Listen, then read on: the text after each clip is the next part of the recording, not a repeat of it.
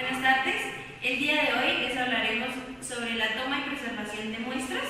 Mis compañeras son Angélica Chacón, Carol Martínez y quien les habla, Laura Sánchez. Somos estudiantes de Ingeniería Ambiental y de Ingeniería Sanitaria.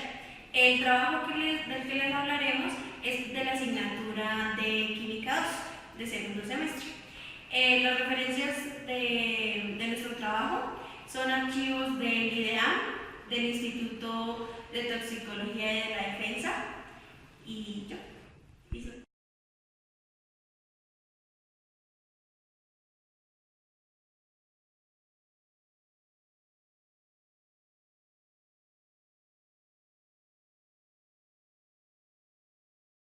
Existen tres tipos de muestras, una la muestra simple, otra la muestra compuesta y otra la muestra integrada. A continuación vamos a observar cada tipo de muestra y en qué estas son utilizadas. Muestras compuestas. Se refiere a una combinación de muestras simples o puntuales tomadas en el mismo sitio a diferentes tiempos. Se recomienda emplear este tipo de muestras cuando las características de las aguas presenten variaciones en el tiempo. Para estas muestras se toman pequeñas porciones de agua en el mismo sitio a intervalos de tiempo constantes y luego se mezclan de manera proporcional al caudal para formar una muestra total denominada muestra compuesta, la cual será enviada al laboratorio. La ecuación empleada para componer la muestra es la siguiente, donde P alícuota corresponde al volumen de la alícuota a tomar de cada muestra. QI es el caudal instantáneo medido mediante alguna técnica de aforo. BM es el volumen de muestra que se va a componer, el cual depende de la cantidad de análisis que se le harán a la muestra. QP es el caudal promedio de todo el muestreo y NM es el número de muestras recolectadas. Es importante tener en cuenta que todos los recipientes para componer muestras se deben purgar con el fin de eliminar cualquier impureza y se deben rotular adecuadamente para permitir su identificación. Se recomienda registrar la siguiente información: número de la muestra, lugar donde se tomó la muestra, localización del muestreo, fecha y hora, nombre de la persona que tomó la muestra, tipo de muestra, preservación realizada, parámetros medidos en el sitio. Las muestras se deben refrigerar a 4 grados centígrados durante su transporte al laboratorio. Además, para garantizar que éstas no sufran cambios físico-químicos o biológicos mientras son transportadas al laboratorio, en algunos casos es indispensable preservarlas mediante la adición de reactivos, los cuales dependen del parámetro que se necesite analizar y del método de determinación en el laboratorio. La preservación de las muestras debe consultarse en el estándar métodos para cada parámetro de análisis.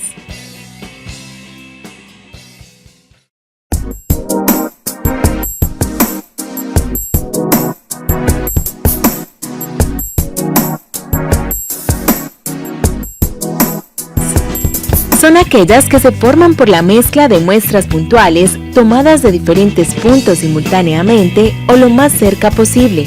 Se emplean para caracterizar ríos, en los cuales varía su composición a lo largo de su trayecto y su ancho. Al laboratorio se envía una sola muestra denominada integrada, que se forma por la mezcla de cada una de las muestras puntuales recolectadas. Es importante tener en cuenta que todos los recipientes para la integración de las muestras se deben purgar con el fin de eliminar cualquier impureza y se deben rotular adecuadamente para permitir su identificación. Se recomienda registrar la siguiente información: número de la muestra, lugar donde se tomó la muestra, localización del muestreo, fecha y hora, nombre de la persona que tomó la muestra, tipo de muestra, preservación realizada, parámetros medidos en el sitio. Las muestras se deben refrigerar a 4 grados centígrados durante su transporte al laboratorio. Además, para garantizar que éstas no sufran cambios físico-químicos o biológicos mientras son transportadas al laboratorio, en algunos casos es indispensable preservarlas mediante la adición de reactivos, los cuales dependen del parámetro que se requiera analizar y del método de determinación en el laboratorio. La preservación de las muestras debe consultarse en el estándar métodos para cada parámetro de análisis. En el caso de los análisis microbiológicos, no es posible emplear una muestra integrada, ya que ésta debe ser tomada directamente de la fuente de agua para evitar alterar su composición microbiológica. En este caso, se debe destapar el recipiente esterilizado dentro del cuerpo de agua, taparlo de igual manera y refrigerarlo a 4 grados centígrados. Parámetros como el pH, la temperatura, el oxígeno disuelto, el cloro residual y el potencial redox, entre otros, son inestables en el tiempo, por lo que su determinación debe realizarse en campo.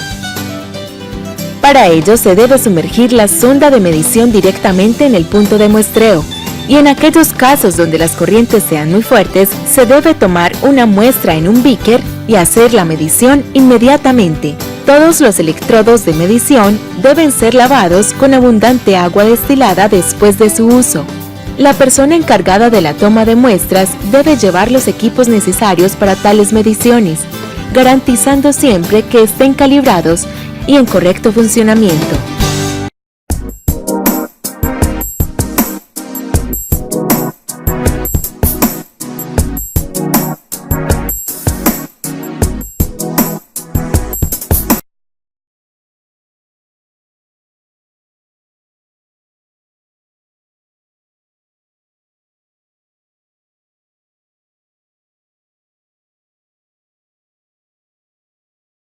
A continuación, les explicaré los principales aspectos de control y vigilancia de muestras.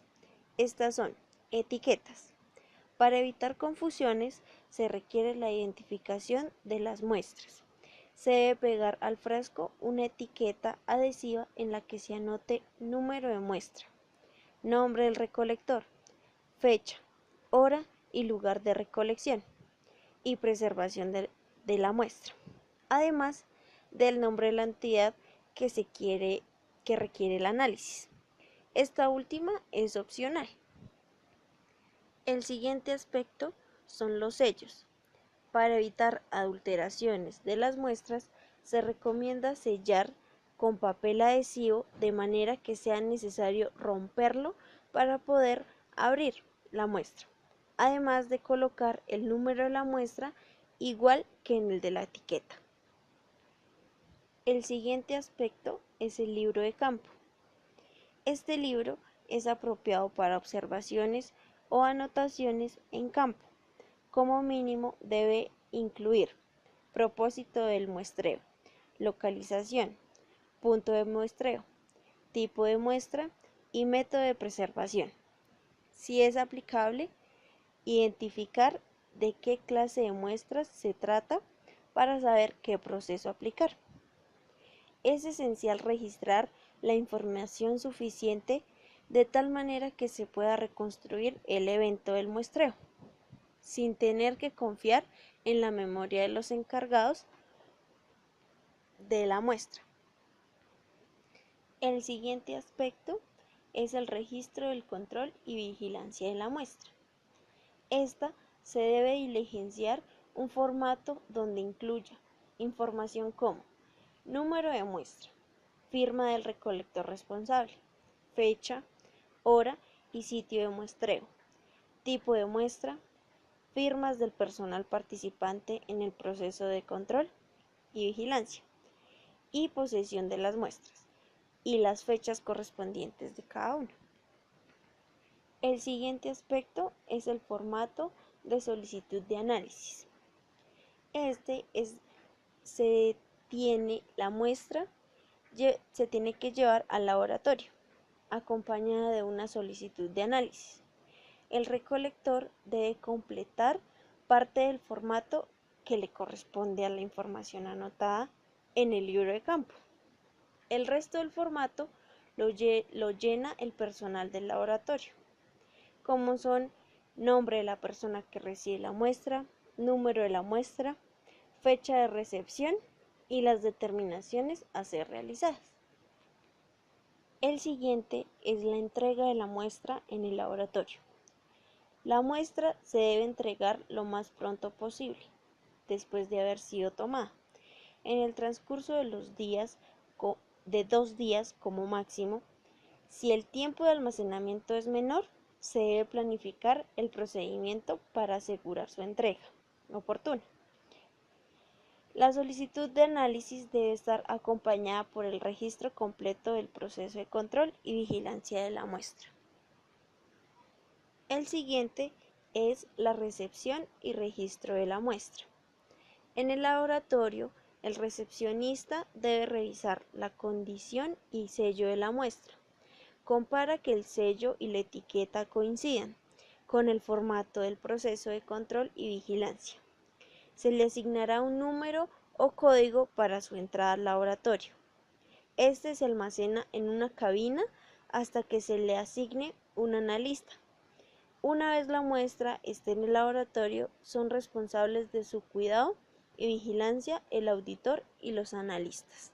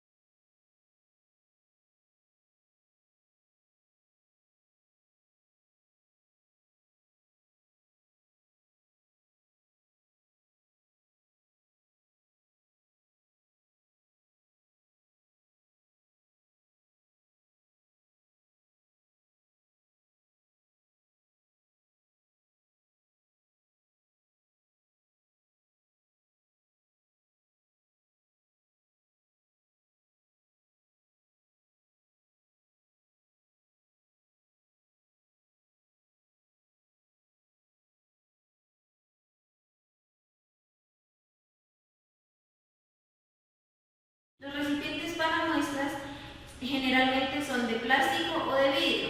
Estos varían dependiendo del compuesto de la muestra que se tome. A estos recipientes se les hace un determinado mantenimiento, que necesariamente siempre se trata de detergentes que no contengan fósforo, ya que hay algunos jabones que al lavar los recipientes se quedan compuestos en las paredes de los mismos y alteran las muestras futuras. Existen diferentes recipientes de muestras. Entre esos está la botella de Van Dorp. Esta botella se permite tomar muestras verticalmente y horizontalmente.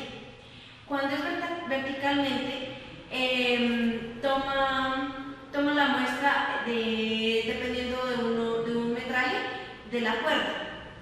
Y generalmente esta botella tiene 2 tapas a cada uno de sus extremos, que cuando ya esté a la profundidad que se quiere, se suelta la pinza y cierra completamente la muestra que se necesita. Normalmente necesitamos recipientes que sean oscuros y no permitan el paso de luz para que cuerpos de algas o parecidos se... Cierre él, cuando venga el peso por aquí, va a pegar con esto. ¿Vale? No, no lo ha aceptado. Ahora. ¿Vale? Ya está, ahí. ¿Ya? Ahora. Lo tiro ya. Esto parece sencillo, pero hay que ir tac, tac, tac. Venga. Pica este lado. Sí. Tres medidas. Vale, ese es Más ganas. Con todo fuerte. Ya que se va a caer, se va a caer. Ya, que pesa, No, que va a pesar. Espera, lícialo porque... No me hagas el bailecito que no. No sé, sería bravo. Sácalo y lo vuelves a... Tiene que ver, exacto, el agujerito. Vale. El agujerito. No, pero ahí, un poquito más. Pero se ve más, ahí, ¿sabes?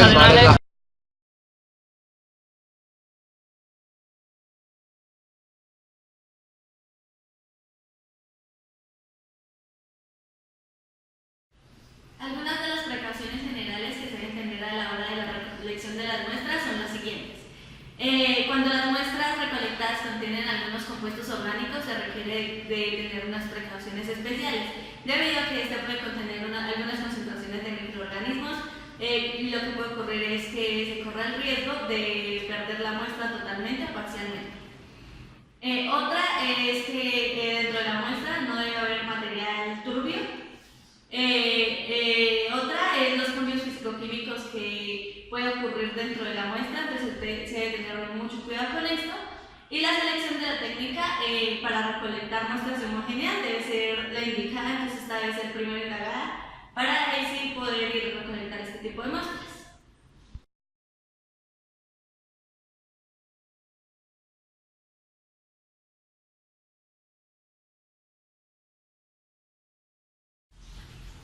La siguiente es una tabla que fue tomada del documento del IDEAM y acá podemos observar distintos cómo se puede preservar una muestra y las recomendaciones generales que se debe tener y qué tipo de recipientes son aptos para dependiendo del tipo de muestra que se está analizando.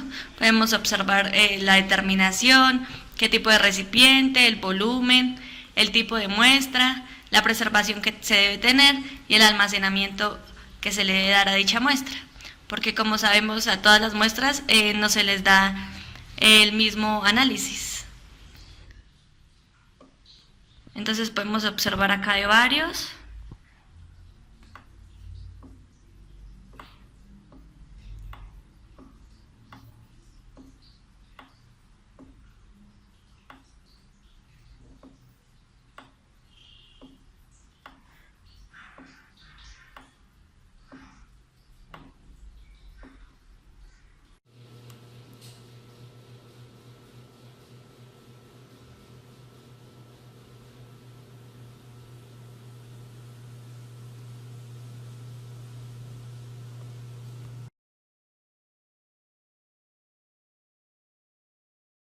Bueno, les voy a hablar acerca de la cantidad de muestra. En los físicos y químicos se recomienda que se tome 2 litros. Depende del análisis, se recomienda que se tome más de 2 litros, o sea, ya depende para qué vamos a utilizar la muestra. En bacteriológicas y microscópicas es para una muestra bacteriológica y microscópica, se recomienda que se tome por separado, ya que los métodos de recolección van a ser diferentes. Tiene que ser un recipiente adecuado para que se pueda hacer los requerimientos de manejo, un buen almacenamiento y una buena preservación. Y se recomienda que se tome un volumen alto, no digamos 100 mililitros ni 200 mililitros, sino que la muestra que sea alta para que se pueda hacer bien el procedimiento del análisis.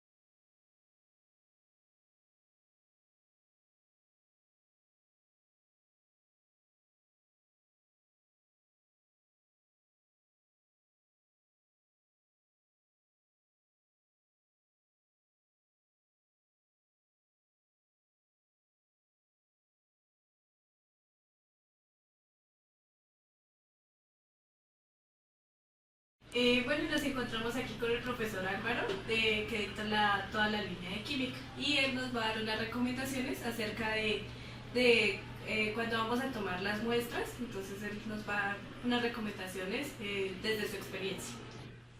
Bueno, pues cuando uno hace el muestreo es la primera opción de empezar a hacer mal el trabajo, porque si uno toma mal la muestra, de ahí en adelante pues va a tener problemas, ¿sí?